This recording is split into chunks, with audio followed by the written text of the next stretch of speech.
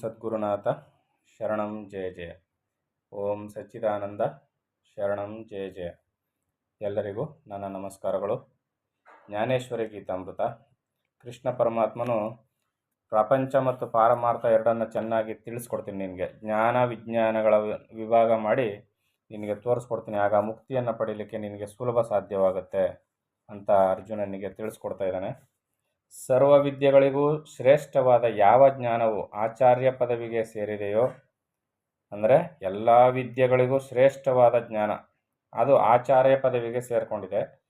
ಮತ್ತು ಸಮಸ್ತ ರಹಸ್ಯ ಜ್ಞಾನಗಳಿಗೆಲ್ಲ ಯಾವುದು ಅಗ್ರಗಣ್ಯವೋ, ಈ ಸಮಸ್ತವಾದ ರಹಸ್ಯ ಜ್ಞಾನಗಳು ಏನೇನಿರ್ತಾವಲ್ಲ, ಸಮಸ್ತವಾದ ರಹಸ್ಯವಾದ ಜ್ಞಾನಗಳಿದೆಯಲ್ಲ, ಅದೆಲ್ಲದಕ್ಕೂ ಅಗ್ರಗಣ್ಯ ಯಾವುದು? ಈ ಆತ್ಮಜ್ಞಾನ. ಮತ್ತು ಈ ಯಾವುದು ಜ್ಞಾನಕ್ಕೆ ತವರು ಮನೆಯೋ, ಯಾವುದು ಸರ್ವೋತ್ತಮವಾಗಿದೆಯೋ, ಯಾವುದು ಲಭಿಸಿದರೆ ಜನನ ಮರಣಾದಿಗಳಿಗೆ ಸ್ಥಳವೇ ಇರುವುದಿಲ್ಲವೋ, ಸಮಸ್ತ ಮಾನವರ ಹೃದಯದಲ್ಲಿ ಜ್ಞಾನವು ಸ್ವಯಂ ಸಿದ್ಧವಾಗಿದ್ದರೂ, ಏನು ಹೇಳ್ತಾ ಇದ್ದಾರೆ ಇಲ್ಲಿ? ಸಮಸ್ತ ಮಾನವರ ಹೃದಯದಲ್ಲಿ ಜ್ಞಾನವು ಸ್ವಯಂ ಸಿದ್ಧವಾಗಿದ್ದರು. ಜ್ಞಾನ ಅಂತಕ್ಕಂಥದ್ದನ್ನ ಪ್ರತಿಯೊಬ್ಬರು, ಜ್ಞಾನಿ ಆಗ್ಬೋದು, ಅಜ್ಞಾನಿ ಆಗ್ಬೋದು, ಸಾಧಕನಾಗ್ಬೋದು, ಈ ಥರ ಪಾಮರನಾಗಿ ತಿರುಗ್ತಾ ಇರೋನಾಗ್ಬೋದು, ಸಮಸ್ತ ಮಾನವರ ಹೃದಯದಲ್ಲಿ ಜ್ಞಾನವು ಸ್ವಯಂ ಸಿದ್ಧವಾಗಿದೆ. ಅದನ್ನು ಚೆನ್ನಾಗಿ ತಿಳ್ಕೊಬೇಕು ಎಲ್ಲರೂ.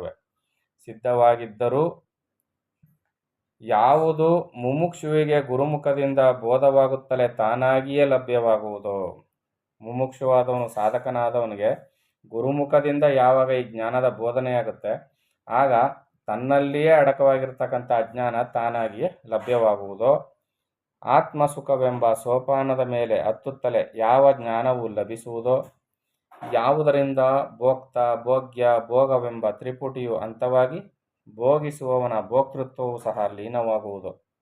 ಭೋಗಿಸುವವನ ಭೋಕ್ತೃತ್ವ, ನಾನು ಭೋಗಿಸುವವನು, ನಾನು ಭೋಗಿಸುವವನು, ನಾನು ಭೋಗಿಸುವವನು ಅಂತ ಇರ್ತಾನಲ್ಲ, ಆ ಭೋಕ್ತೃತ್ವ, ನಾನು ನಾನು ಅನ್ನುವ ಪದವೂ ಕೂಡ ಲೀನವಾಗಿ ಹೋಗುತ್ತೆ ಈ ಜ್ಞಾನವನ್ನು ಪಡ್ಕೊಂಡಾಗ. ಯಾವುದರಿಂದ ಹೃದಯವು ಪರಮಸುಖದಲ್ಲಿ ತುಂಬಿ ಹೋಗುವುದೋ, ಸುಲಭವೂ ಸಹಜವೂ ಆದ ಅಂತಹ ಜ್ಞಾನವು ಪ್ರತ್ಯಕ್ಷ ಪರಬ್ರಹ್ಮವೇ ಆಗಿದೆ. ಯಾವ ಜ್ಞಾನ? ಪರಬ್ರಹ್ಮವೆಂಬ ಜ್ಞಾನವನ್ನು ಪಡ್ಕೊಂಡ್ರೆ, ಆತ್ಮಸುಖವನ್ನು ಪಡ್ಕೊಂಡ್ರೆ, ಆತ್ಮಸುಖವೇ ಜಗತ್ತಿನಲ್ಲಿ ಎಲ್ಲ ಜ್ಞಾನಕ್ಕೂ ಮಿಗಿಲಾದದ್ದು, ಸರ್ವಶ್ರೇಷ್ಠವಾದದ್ದು ಮತ್ತು ಮೂಲ ಸ್ಥಾನವೂ ಕೂಡ ಅದೇ ಆಗಿರುತ್ತದೆ.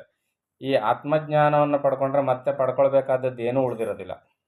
ಈಗ ನಾವು ಅಂತೀವಿ ಈ ಜ್ಞಾನ ದೊಡ್ಡದು, ಈ ಜ್ಞಾನ ದೊಡ್ಡದು, ಈ ಜ್ಞಾನ ದೊಡ್ಡದು ಅಂತ. ಆತ್ಮಜ್ಞಾನದಲ್ಲಿ ಇವೆಲ್ಲ ಒಂದೊಂದು ಕಣಗಳಷ್ಟೇ. ಆತ್ಮಜ್ಞಾನವನ್ನೇ ತಿಳಿದ್ರೆ ಈ ಸರ್ವಸ್ವವು ತಿಳಿದಂತೆ. ಆದರೆ ಆತ್ಮಜ್ಞಾನದ ಪರಿಚಯ ಇಲ್ಲದೆ ಇರೋದ್ರಿಂದ ನಾವೇನು ಮಾಡ್ತೀವಿ? ಈ ಜ್ಞಾನವೇ ಶ್ರೇಷ್ಠ, ಈ ಜ್ಞಾನವೇ ಶ್ರೇಷ್ಠ ಅಂತ ನಾವು ಒಂದೊಂದಕ್ಕೆ ಪ್ರತ್ಯೇಕ ಮಾಡಿ ಒಂದೊಂದಕ್ಕೆ ಹೆಚ್ಚುಗಾರಿಕೆಯನ್ನು ಕೊಡ್ತೀವಿ. ಆದರೆ ಆತ್ಮಜ್ಞಾನವನ್ನು ತಿಳಿದಂಥ ಜ್ಞಾನಿಗೆ ಮಿಕ್ಕ ಎಲ್ಲ ವಿದ್ಯೆಗಳು ಸರ್ವೇ ಸಾಧಾರಣವಾಗಿರ್ತವೆ. ಈ ಜ್ಞಾನದಲ್ಲಿರುವ ಒಂದು ವಿಶೇಷ ಲಕ್ಷಣವಾವುದೆಂದರೆ, ಒಂದು ಸಾರಿ ಲಭಿಸಿದರೆ ಎಂದಿಗೂ ಕೈ ಬಿಟ್ಟು ಹೋಗುವುದಿಲ್ಲ. ಆತ್ಮಜ್ಞಾನವನ್ನು ಒಂದು ಸಾರಿ ಸಂಪಾದನೆ ಮಾಡಿದರೆ ಮತ್ತು ಅದಿನ್ನೆಂದಿಗೂ ಕೈ ಬಿಟ್ಟು ಹೋಗೋದಿಲ್ಲ. ಬೇರೆ ವಿದ್ಯೆಗಳನ್ನ ಕಲಿತ್ರೆ ಅವುಗಳನ್ನ ನಿರಂತರ ಅಭ್ಯಾಸದಲ್ಲಿ ಇಟ್ಕೊಳ್ಳದೇ ಇದ್ದರೆ ಏನಾಗುತ್ತೆ? ಅದು ಮರೆತು ಹೋಗುತ್ತೆ. ಈಗ ಸಾಮಾನ್ಯವಾಗಿ ವೈದ್ಯಕೀಯ ವೃತ್ತಿಯಲ್ಲಿ ತರಬೇತಿ, ಒಂದು 5 ವರ್ಷ ತರಬೇತಿಯನ್ನು ಪಡೆದಿರ್ತಾರೆ. ಪ್ರಾಕ್ಟೀಸ್ ಮಾಡದೆ ತರಬೇತಿ ಪಡೆದಿದ್ದಷ್ಟೇ ಆಗಿರ್ತದೆ. 5 ವರ್ಷ ತರಬೇತಿ ಪಡೆದಿರ್ತಾರೆ. ಒಂದು 25 ವರ್ಷ ಯಾವುದೇ ಥರದ ಪ್ರಾಕ್ಟೀಸ್ ಮಾಡೋದಿಲ್ಲ, ಆಸ್ಪತ್ರೆಗಳಲ್ಲಿ ಅಥವಾ ಕ್ಲಿನಿಕಲ್ಲಿ ಏನು ಮಾಡೋದಿಲ್ಲ ಅಂತ ಇಟ್ಕೊಳ್ಳಿ. ತನ್ನಿಂದ ತಾನೇ ಅವ್ರು ಮಾಡಿದಂಥ 5 ವರ್ಷದ ತರಬೇತಿ ಮರ್ತೋಗಿರ್ತದೆ.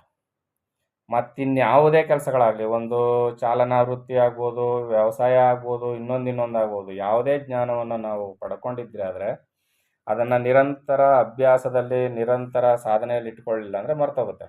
ಆದರೆ ಆತ್ಮಜ್ಞಾನ ಆಗಲ್ಲ. ಆತ್ಮಜ್ಞಾನವನ್ನು ಒಂದು ಸಲ ಅದನ್ನು ಪಡ್ಕೊಂಡ್ಬಿಟ್ರೆ ಮತ್ತೆ ಅದು ನಮ್ಮನ್ನು ಕೈ ಬಿಟ್ಟು ಹೋಗೋದಿಲ್ಲ ಮತ್ತು ಇದರ ಆನಂದವು ಎಂದಿಗೂ ಕಡಿಮೆ ಆಗುವುದಿಲ್ಲ. ಹೇ ಅರ್ಜುನ, ವಿಚಾರ ಮಾಡಿದರೆ ಅಪ್ರತಿಮವೂ ಅಮೂಲ್ಯವೂ ಆದ ಇಂತಹ ತತ್ವವನ್ನು ಸರ್ವರು ಹೊಂದದಿರಲು ಕಾರಣವೇನು? ಇಷ್ಟೊಂದು ಶ್ರೇಷ್ಠವಾದ ವಿದ್ಯೆಯನ್ನು ಎಲ್ಲರಲ್ಲಿಯೂ ಇದೆ, ಆದರೆ ಅವರು ಹೊಂದುತ್ತಾ ಇಲ್ಲ, ಅದನ್ನು ಅನುಭವಿಸ್ತಾ ಇಲ್ಲ. ಯಾಕೆ?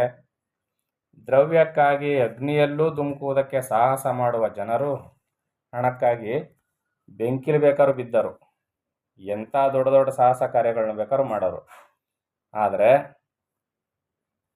ಪವಿತ್ರವೂ ರಮ್ಯವೂ ಸುಲಭವೂ ಸಮಸ್ತ ಸುಖಗಳ ರಾಶಿಯೂ ಧರ್ಮಾನುಕೂಲವೂ ಆದ ಈ ಆತ್ಮಸುಖವನ್ನು ಏಕೆ ಬಯಸಲೊಲ್ಲರು ಎಂಬ ಇದೇ ಮೊದಲಾದ ಸಂಶಯಗಳು ಸ್ವಾಭಾವಿಕವಾಗಿಯೂ ಸಹಜವಾಗಿಯೂ ನಿನಗೆ ಉದ್ಭವಿಸಬಹುದು. ಆದರೆ ಹೀಗೆ ನಿನ್ನ ಮನಸ್ಸಿನಲ್ಲಿ ಸಂಶಯದ ಉತ್ಪತ್ತಿಗೆ ಸ್ಥಳ ಕೊಡಬೇಡ. ನೀನೀಗ ಅವೆಲ್ಲ ಚಿಂತನೆ ಮಾಡ್ತಾ ಕೂತ್ಕೋಬೇಡ ಅರ್ಜುನ.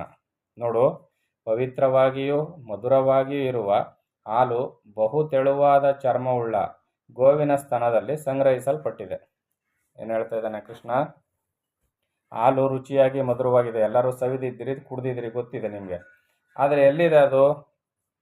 ಗೋವಿನ ತೆಳುವಾದ ಚರ್ಮದ ಗೋವಿನ ಸ್ತನದಲ್ಲಿ ಸಂಗ್ರಹಿಸಲ್ಪಟ್ಟಿದೆ. ಗೋವಿನ ಸ್ತನ ಅಥವಾ ಕೆಚ್ಚಲು ಅಂತ ಏನು ಕರಿತೀವಲ್ಲ, ನಾವು ಅಂದ್ಕೊಳ್ತೀವಿ ಕೆಚ್ಚಲನ್ನು ತುಂಬ ಹಾಲು ತುಂಬಿಕೊಂಡಿದೆ, ಕೆಚ್ಚಲು ಕುಯ್ದುಬಿಟ್ರೆ ಬಕೆಟ್ ಗಟ್ಟಲೆ ಹಾಲು ಬಂದ್ಬಿಡ್ತದೆ ಅಂತ. ಖಂಡಿತವಾಗಿ ಅದೊಂದು ಮಾಂಸದ ಮುದ್ದೆ ಅದು. ಆದರೆ ಅಲ್ಲಿ ಹಾಲು ಉತ್ಪತ್ತಿಯಾಗಿ ನಾವು ಹಿಂಡಿದಂತೆ ಹಾಲು ಬರುವುದೇ ಒಂದು ಏನಂತಾರೆ ಅದಕ್ಕೆ, ಸೋಜಿಗದ ಸಂಗತಿ ಅದು. ನಾವು ಅಂದ್ಕೊಳ್ತೀವಿ ಈಗ ಈ ಒಂದು ಹರಿತವಾದ ಒಂದು ಚಾಕುವಿನಿಂದ ಕುಯ್ದುಬಿಟ್ರೆ ಬಕೆಟ್ ಗಟ್ಟಲೆ ಹಾಲು ಸುರಿದು ಬಿಡ್ತದೆ ಅಂತ. ಖಂಡಿತ ಸುಳ್ಳದು. ಅಲ್ಲಿ ತುಂಬಿರೋದೆಲ್ಲ ಬರೀ ಮಾಂಸದ ಮುದ್ದೆ ಅದು. ಆದರೆ ಆ ಗೋವು ಮನಸ್ಸು ಮಾಡಿ ಸ್ವರ ಕೊಡೋದು ಅಂತಾರೆ ನೋಡಿ. ಆ ಸ್ವರ ಕರುವನ್ನು ಬಿಟ್ಟಾಗ ನನ್ನ ಕರು ಹಾಲು ಕುಡೀಲಿ ಅಂತ ಅದು ಸ್ವರ ಕೊಡ್ತದೆ ನೋಡಿ. ಆ ಸ್ವರ ಕೊಟ್ಟಾಗ ಮಾತ್ರ ಹಾಲು ಉತ್ಪತ್ತಿಯಾಗಿ ನಾವು ಹಿಂಡ್ಲಿಕ್ಕೆ ಸಾಧ್ಯ. ಅದೇನಾದರೂ ಮನಸ್ಸು ಮಾಡಿ ಸ್ವರ ಕೊಡಲಿಲ್ಲ ಅಂದರೆ ಅಷ್ಟು ದಪ್ಪ ಕೆಚ್ಚಲಲ್ಲಿ ನಾವು ನೇತಾಕೊಂಡ್ರೂ ಹಾಲು ಬರೋದಿಲ್ಲ. ಇದೇ ನಿಜ. ಇಂಥ ಸವಿಯಾದ ರುಚಿಯಾದ ಹಾಲು ತುಂಬಿರೋದಲ್ಲಿ ತೆಳುವಾದ ಚರ್ಮವುಳ್ಳ ಗೋವಿನ ಸ್ತನದಲ್ಲಿ ಸಂಗ್ರಹಿಸಲ್ಪಟ್ಟಿದೆ. ಆದರೆ ಆ ಸ್ತನದಲ್ಲಿಯೇ ಸೇರಿಕೊಂಡಿರುವ ಉಣ್ಣೆಯು ಹಾಲನ್ನು ಬಿಟ್ಟು ರಕ್ತವನ್ನೇ ಕುಡಿಯುವಂತೆ. ಹಾಲಿನ ಕೆಚ್ಚಲು ತುಂಬಿರುತ್ತದೆ, ಆ ಕೆಚ್ಚಲಿನಲ್ಲಿ ಉಣ್ಣೆಗಳು ಅಂತ ಕಚ್ಕೊಂಡಿರ್ತವೆ ಗೊತ್ತಾ? ಆ ಉಣ್ಣೆಗಳು ಕಚ್ಕೊಂಡಿರ್ತವೆ. ಅವು ಎಷ್ಟೇ ಕಚ್ಕೊಂಡಿದ್ರು ಕೂಡ, ಕೆಚ್ಚಲನ್ನೇ ಕಚ್ಕೊಂಡಿದ್ರು ಕೂಡ ಒಂದು ತೊಟ್ಟು ಹಾಲನ್ನು ಕುಡಿಯೋಕ್ಕಾಗಲ್ಲ. ಅವು ರಕ್ತವನ್ನೇ ಹೀರ್ತಾ ಇರ್ತವೆ. ಹೌದು ತಾನೆ? ಇದು ಎಷ್ಟೊಂದು ವಿಪರ್ಯಾಸ ನೋಡಿ. ದುಂಬಿ ಮತ್ತು ಕಪ್ಪೆ ಈ ಎರಡೂ ಒಂದೇ ಕಮಲದ ಹತ್ತಿರವಿದ್ದರೂ ಕಪ್ಪೆಯು ಕಮಲದ ಮಾಧುರ್ಯವನ್ನು ತೊರೆದು ಕೇವಲ ಕೆಸರನ್ನೇ ಅನುಭವಿಸುವಂತೆ. ಅದೃಷ್ಟಹೀನನು ಸಾವಿರಾರು ಮೊಸರಿನ ಗಡಿಗೆಗಳನ್ನು ಗುಪ್ತ ಮಾಡಲ್ಪಟ್ಟ ಮನೆಯಲ್ಲಿ ವಾಸಿಸುತ್ತಿದ್ದರೂ ನಿತ್ಯ ದರಿದ್ರನಾಗಿ ಹಸಿವಿನಿಂದಲೇ ಸಾಯುವಂತೆ. ಸಮಸ್ತ ಸುಖಭಂಡಾರವು ಆತ್ಮಾರಾಮನೂ ಆದ ಪರಮಾತ್ಮನು ಸರ್ವರ ಅಂತರಂಗದಲ್ಲಿ ಪ್ರತ್ಯಕ್ಷ ರೂಪದಿಂದ ಇರುತ್ತಿದ್ದರೂ ಅಪಾರವಾದ ಮೃಗಜಲವನ್ನು ನೋಡಿ ಬಾಯಲ್ಲಿರುವ ಅಮೃತವನ್ನು ಉಗುಳುವಂತೆ ಪರುಷವನ್ನು ಒಡೆದು ಬಿಸಾಡುವಂತೆ ಈ ದುರದೃಷ್ಟ ಪುರುಷರು ಮಾಯಾಮೋಹಿತರಾಗಿ ಅಹಂಕಾರ ಮಮಕಾರದಿಂದ ವಿಷಯ ಭೋಗಗಳಲ್ಲಿಯೇ ಪ್ರವೃತ್ತರಾಗಿ. ಎಲ್ಲ ಹಾಳಾಗ್ತಾ ಇರೋದು ಮನುಷ್ಯರು? ಅಹಂಕಾರ ಪೀಡಿತರಾಗಿ ಮಮಕಾರದಿಂದ ವಿಷಯ ಭೋಗಗಳಲ್ಲಿಯೇ ಪ್ರವೃತ್ತರಾಗಿ ಪರಮಾತ್ಮನನ್ನು ಹೊಂದದೆ ಕೇವಲ ಜನನ ಮರಣಗಳೆಂಬ ಚಾಣ ವರ್ಷದ ಮಧ್ಯೆ ಸಿಕ್ಕಿ ಮೋಸ ಹೋಗುತ್ತಿದ್ದಾರೆ. ಗೊತ್ತಾಗ್ತಿದೆಯಲ್ಲ? ಇಂದ್ರಿಯ ಸುಖ ಭೋಗಗಳಿಗೆ ಸಿಕ್ಕಾಕೊಳ್ಳೋದು, ಅಹಂಕಾರದಿಂದ ತುಂಬಿ ಮೋಹವಶರಾಗಿ ಜನನ ಮರಣ ಚಕ್ರದಲ್ಲಿ ಸಿಕ್ಕಾಕೊಂಡು ನರಳೋದು. ಈ ರೀತಿಯಲ್ಲಿ ಎಲ್ಲರೂ ಹಾಳಾಗ್ತಾ ಇದ್ದಾರೆ.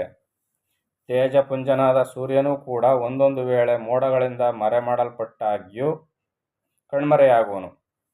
ಆದರೆ ಪರಮಾತ್ಮನಾದರೋ ಸರ್ವಕಾಲಗಳಲ್ಲೂ ಸರ್ವಾವಸ್ಥೆಗಳಲ್ಲೂ ಸರ್ವರ ಕಣ್ಣುಗಳ ಮುಂದೆಯೂ ನಿರ್ಮಲ ರೀತಿಯಿಂದ ಬೆಳಗುತ್ತಾ ಸದಾ ಪ್ರಕಾಶ ಸ್ವರೂಪನಾಗಿಯೇ ಇರುವನು. ಕೃಷ್ಣ ಏನು ಹೇಳ್ತಾ ಇದ್ದಾನೆ? ಜಗತ್ತಿಗೆ ಬೆಳಕನ್ನು ಕೊಡ್ತಕ್ಕಂಥ ಸೂರ್ಯ ಬೇಕಾದರೂ ಮೋಡಗಳಿಂದ ಒಂದೊಂದು ಟೈಮಲ್ಲಿ ಮರೆಯಾಗ್ಬಿಡ್ತಾನೆ. ಆದರೆ ಪರಮಾತ್ಮನು ಎಲ್ಲರಲ್ಲಿಯೂ ಸರ್ವಕಾಲ ಸರ್ವಾವಸ್ಥೆಗಳಲ್ಲಿಯೂ ತೇಜಪುಂಜವಾಗಿ ಬೆಳಗ್ತಾ ಇದ್ದಾನೆ. ಅರಿವಿಗೆ ಬರೋದಿಲ್ವ ನಮಗೆ? ಕಣ್ಣಿನ ಬೆಳಕು ಮುಖ್ಯ ಅಲ್ಲ, ಅಂತರಂಗದ ಬೆಳಕು ಮುಖ್ಯ. ಅಂತರಂಗದಲ್ಲಿ ನಮ್ಗೆ ಇದು ಒಳ್ಳೆಯದು ಇದು ಕೆಟ್ಟದು ಅಂತ ಗೊತ್ತಾಗ್ತಾ ಇರ್ತದಲ್ಲ, ಪರಮಾತ್ಮನ ಶಕ್ತಿಯೇ ಅದಾಗಿರ್ತದೆ.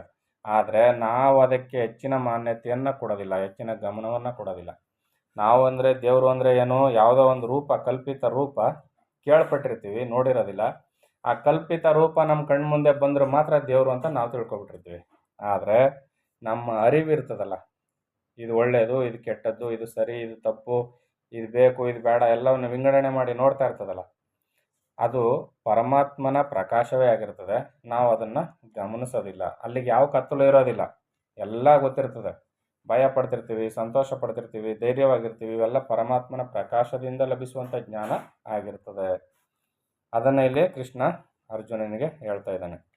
ಮುಂದುವರೆದು ಏನು ಹೇಳ್ತಾನೆ ಅಂತ ಮುಂದಿನ ಆಡಿಯೋದಲ್ಲಿ ನೋಡೋಣ. ಎಲ್ಲರಿಗೂ ಒಳ್ಳೆಯದಾಗಲಿ. ಓಂ ಸದ್ಗುರುನಾಥ ಶರಣಂ ಜಯ ಜಯ. ಓಂ ಸಚ್ಚಿದಾನಂದ ಶರಣಂ ಜಯ ಜಯ. ಹರಿ ಓಂ ತತ್ಸತ್. ಹರಿ ಓಂ ತತ್ಸತ್.